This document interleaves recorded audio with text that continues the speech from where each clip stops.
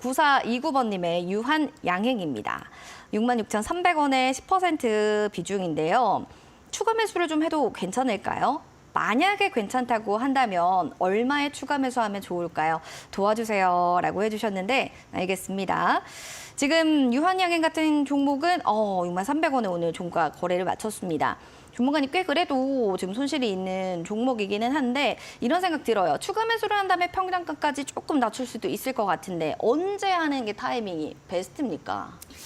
자, 지금 이제 유한양행 같은 경우가 사실 추세가 그렇게 좋지는 못해요. 네. 최근에 이제 바이오 종목들, 제약주 이런 것들이 거의 좋지 못한 게 사실이에요. 사실 종근당을 제외하고는 뭐 한미약품도 그렇고 중대형 제약사들은 거의 비슷한 패턴인 것 같습니다.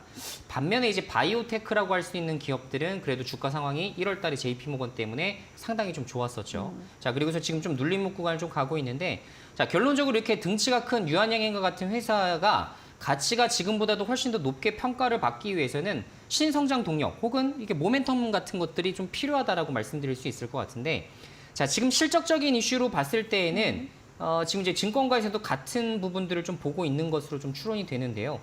자, 지금까지 이제 영업이익 다시 수백억대, 그러니까 600억대 정도 작년도에 600억 정도가 영업이익이 좀 예상되고 있는 시점에서 올해부터 한 1,200억 정도로 이제 개선될 것이라고 보고 있는 전망치가 굉장히 높습니다. 많은 지금 증권사가 이렇게 보고 있어요.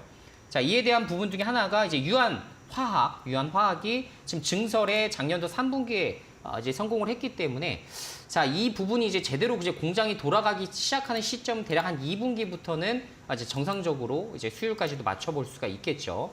자, 그래서 100% 가동한다는 전제하에 하반기부터는 제대로 된 매출이 좀 찍힐 여지가 좀 있다라는 부분도 우리가 주목을 좀 해봐야 될 것 같고. 자, 그리고 가장 중요한 건 렉나자 부분일 것 같아요. 이 부분이 진짜 도대체 얼마만큼의 이제 성과를 좀 낼 수 있느냐, 이 부분을 많은 증권사가 좀 주목을 하고 있는 것 같습니다. 그래서 지금 현재 뭐 2025년도 이제 실적 대비로 봤을 때에도 PER이 대략 한 25배가 조금 넘는 수준이에요. 자, 그만큼 성장성을 조금 입증을 해주지 못한다면 주가가 좀 밀릴 우려도 좀 있어 보이긴 합니다.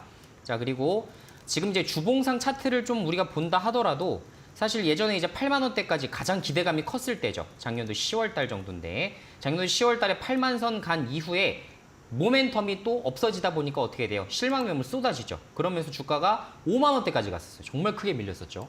그러다가 지금 현재 다시 6만 원 주가 수준에서 수렴하는 이런 부분들이 좀 나타나는데 일단 주봉상 흐름 봤을 때는 주가가 추가적으로 더 밀릴 가능성은 크게 없어 보이긴 합니다. 그런데 만약에 지금 비중 10%예요.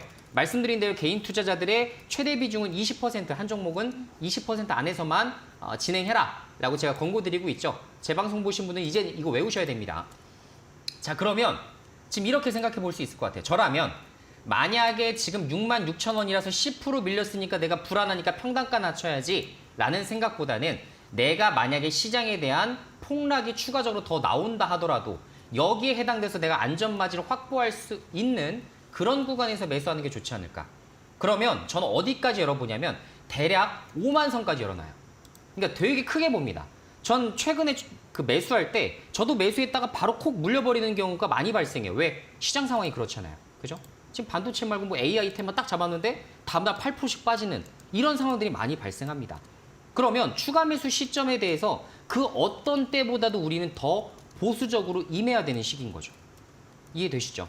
그래서 가급적이면 유한양행이라 하더라도 시장이 급락 나왔을 때 버틸 수 있을까요? 못 버텨요. 똑같이 빠집니다. 시장 지수만큼 빠질 수밖에 없어요. 그러면 지금 현재 구간에서 예전에 이렇게 박스권을 그래도 유지해줬었던 그 최하단선 부근에서 만약에 추가 매수가 들어가게 된다면 내가 부담 없이 비중을 태워봐도 되는 구간이다. 이렇게 보고 있는 거죠.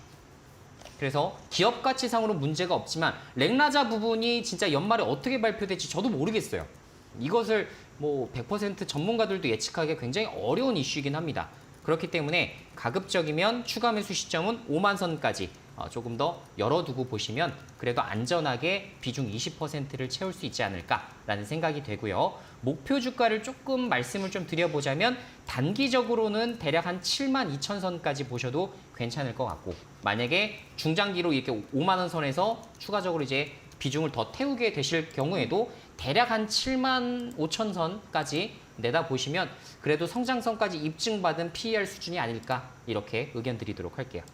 알겠습니다. 성장성을 좀 입증해주지 못하면 주가는 좀 밀릴 수 있기 때문에 이 부분을 좀 관전 포인트로 보셔야 될 것 같고요. 가급적 5만 원 선 열어두고 비중 20% 채울 수 있는지 확인하시기 바랍니다.